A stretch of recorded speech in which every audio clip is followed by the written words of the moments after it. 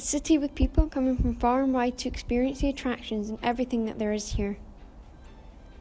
Like every modern day city, there is a range of transportation available, from buses, taxis, Ubers, trams. There are multiple ways for people to travel around the city. But where did it all start? In 1871, Edinburgh Street Tramways Company ran a horse-drawn carriage from Haymarket in the west of Edinburgh to Bernard Street in Leigh. At the time, this seemed like one of the best transportation methods. However, there were many roads that were unable to support the horse and carriage due to bumpy and narrow roads. Horse buses had to suffer very bad road conditions, so a two-horse bus, which was a common thing, held about 20 at the most, with standing passengers and so on. And that was all that two horses could actually cope with. But if you put steel rails down with steel wheels, the rolling resistance is hugely improved. So you have 100% improvement in efficiency. So two horses in a horse tram could take 40 very readily.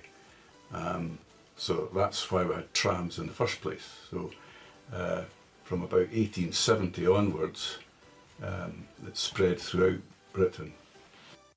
After the war, there was a need for cost-efficient transportation, which is not what the trams were. This led to the closure of the tram network throughout Edinburgh as the city made way for the new transportation, buses. The First World War saw reduced maintenance, lack of skilled drivers and so on, so the cable system became a joke.